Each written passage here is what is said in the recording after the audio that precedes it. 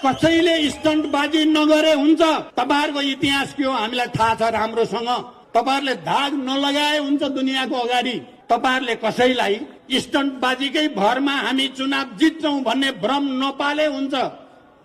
आखिरमा सही को हो गलत को हो युवाहरूले पनि विचार सही ल्याउन सक्छन्, प्रौढहरूले पनि ल्याउन सक्छन्, वृद्धहरूले ल्याउन सक्छन्। त्यहाँ सही को हो गलत को हो भन्ने कुराको फैसला उसले अगाडि सार्ने विचार र राजनीतिक एजेन्डामा निर्भर गर्दछ, उमेरमा होइन।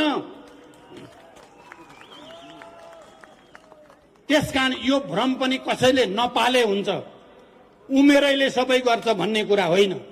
मैले त सधैँ भन्ने गरेको छु, समाज युवा प्रौढ र वृद्धहरूको एकतामा उनीहरूको संयोजनमा समाज चलेको हुन्छ, समाज अगाडि बढेको हुन्छ।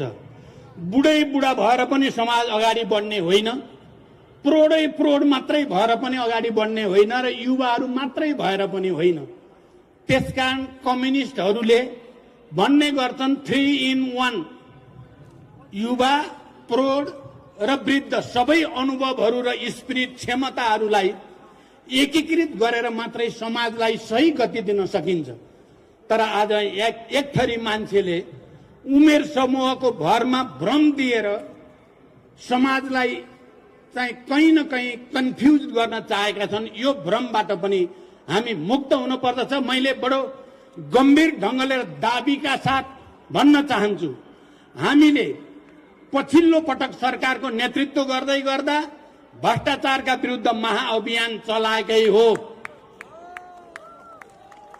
हामीले सामाजिक न्यायका पक्षमा विभिन्न खालका विभेदका विरुद्ध संघर्ष गरेकै हो।